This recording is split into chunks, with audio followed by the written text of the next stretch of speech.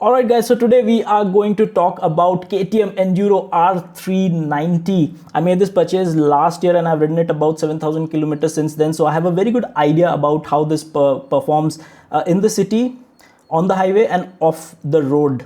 I'm going to address all of this. So if you're really curious about this bike, you should watch it till the end, or if you are a potential buyer, you should still watch it till the end because you'll get a lot of meaningful insights. Okay, let's first start with things that can bother you. First up, the seat height. The seat height is about 860 mm, which might sound a lot on paper, but if you take a test ride, you will realize it's not very intimidating because the seat is quite narrow where you sit, so you can firmly put your foot on the ground. And if you're above 5'6", I think it should not bother you too much because both your toes can be firm on the ground. If you're less than 5'6", I would suggest you go and take a good test ride to see if you are able to manage this in bumper to bumper traffic. Other than that, it also depends on your skills. However, if you are 5'7" or above that, like I'm about 5'7", it really doesn't bother me. Another thing is that what you can do is tune the suspension to the softest. Yes, it's adjustable suspension setup that you get for both front and rear. So if you tune it to the softest, when you sit on the bike can sag a bit, and that could also help. So when you go to take a test ride, I would suggest you adjust the dampers to the softest position so that you have a good idea about how will you be able to manage this. Okay, the next thing is we don't get tubeless tires, which is okay, I think, because this is more of a off-road focused bike where you need spokes wheels and tube tires. So in that sense, it is not a disadvantage, but most of you like me are going to ride it on tarmac most of the time. So in that case, it can be a disadvantage if the tire punctures. Apart from that, I don't see any more disadvantages. Okay, so when that is all put aside, we can now talk about how does it do on the city first. So within the city, this is an absolute fun bike to ride.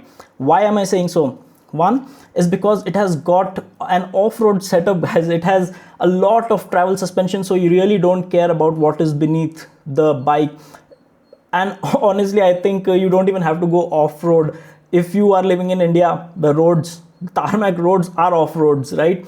So in that sense, it is a very fun bike. And the second point is it has got a lot of power. It's 40 plus bhp. In fact, it can get a little overwhelming if you are not used to 40 plus bhp bikes. I would suggest take it easy for first few 100 kilometers, get used to it, because post 5000 rpm it really becomes a rocket and things can go out of hand very soon. So I would advise caution there. However, keeping that aside, again, this bike is absolutely fun to ride. The chassis is beautiful. This is a very flickable bike. Okay, it is 170 kgs. Again, on the paper it might sound 170 kgs, whereas the commuters are about 120, 130, max 140 kgs. But the flickability of the bike is so good. It is so very well balanced. It has got a great chassis, so don't worry about it. Really, it is a fun to ride, absolutely fun to ride within the city. But the caution, remember this can go out of hand very soon. It is an LC4C engine that also is used in the Duke and RC390, so it's quite powerful. Be careful about that. Now let's talk about highways. I think when you go on the highway on this bike, there are only two things that can bother you.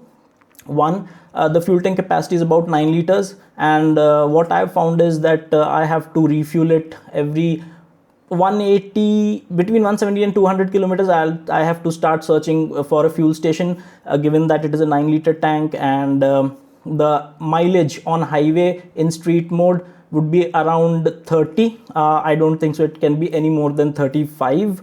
However, apart from that, the power in this bike is excellent. Like I told you, right, it's around 45 bhp and 39 Nm of torque. So you are actually going to have a blast on the highway, and you'll also feel the wind blast on your face because this has no windshields. Of course, it cannot have. It is more of an off-road focused bike, like I said. But apart from that, I think this is good to go. And also, if you are used to comfy seats, this is one more thing that can bother you there, because then after 150 or say 200 kilometers, you will get aches and pains because the seat is narrow and it is very firm.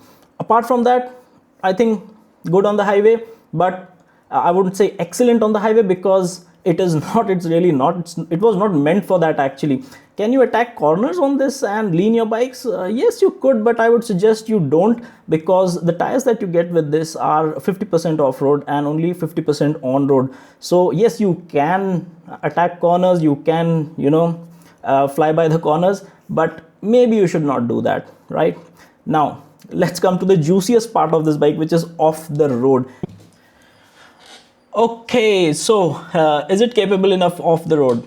I think that's the wrong question. The right question should be, are you skilled enough to extract the maximum potential of this bike off the road? Yes, it is that capable. It is just excellent off the road. If you're someone like me, and I'm guessing most of you will be, who will take this bike on trails, maybe on weekends just for fun, and it is not your primary bike to go off-road like a professional, I think then you really don't have to even bother about how will it fare there. It is meant for that, right? So if you're a beginner, just don't bother about its capabilities. It is more than capable. It is more than capable. There are other products also in this market, like the X-Pulse. Then there's the KLX 230, which is also very capable, but you do not get that kind of power in those bikes. Now, power alone is not something that can define capabilities of a bike off the road. Rather, I think that would be the last thing you would bother about if you know about it. But what I'm trying to say is, because this has so much power and a lot more than those bikes, you can take it off the road, you can do city, you can also do highways fairly well, and I think in that case it's worth the money. Now off the road, you can also switch off ABS, you can switch off traction control. You get that setting within the console that you have.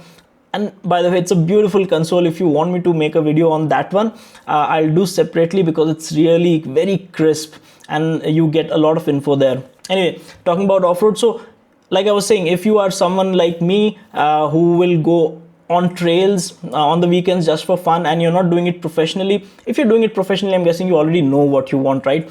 But as a common man, if you are taking it off the path just for fun on the weekends with your friends, there's nothing, and I'm saying there's nothing better than this. Just go for it. Just go for it. It is that good. So finally, what's the conclusion? What do I have to say about this bike in a summary? Well, in a summary, I would say it is fun in the city. You can do highways if you can tolerate the firm seat and refueling intervals. I think it's okay. Off the road, excellent. Should you have this as a one bike garage?